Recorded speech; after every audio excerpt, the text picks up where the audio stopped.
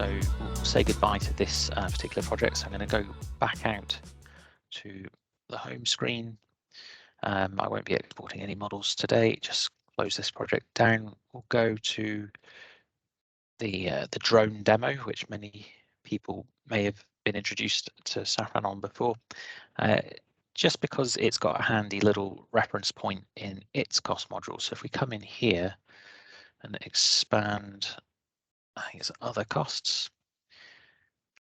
There's a little demonstration here on where we talked about prolongation costs. So there's another example of a lump sum amount of money using a schedule connection, in this case to a hammock, that works out the individual cost.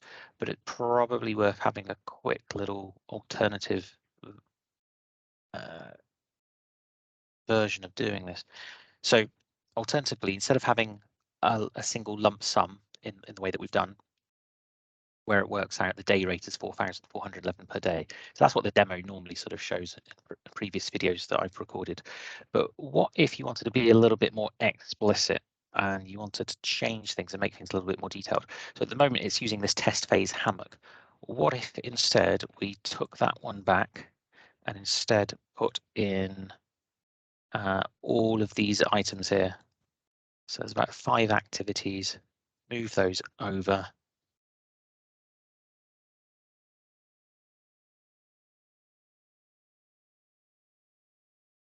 Now, the first thing that it does, it defaults the very first one to inherit 100% of the cost.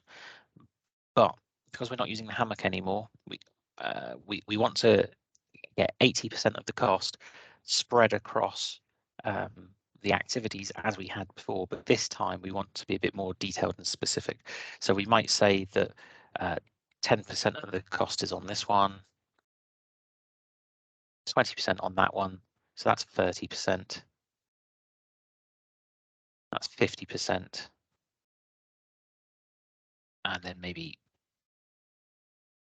15% and 15%.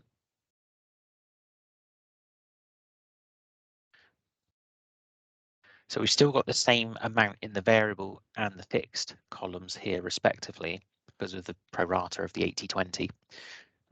But what we've actually done is we've apportioned different amounts of money into each of the activities.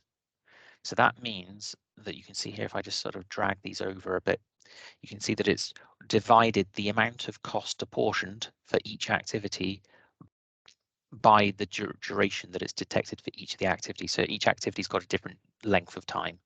So some, if you look carefully, are only $1,500 a day, some are $8,500 or $9,000 a day.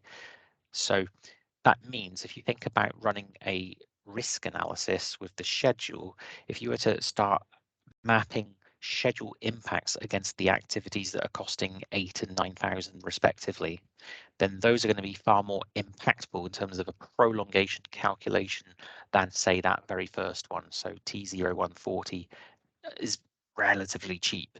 So you could, if all your risks identified on your register are actually only impacting that, then it might not be so terrible. But if they're impacting the test lens and test guidance in flight, then those are going to be far more costly.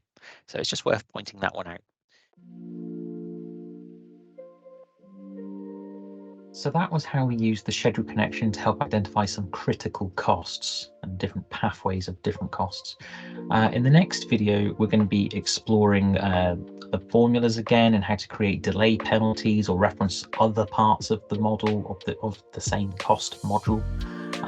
So that's going to be very interesting. And there's a few other ways of creating delay penalties, which will be discussed in later videos as well. So just pop along to the next one in this series. I think it's good.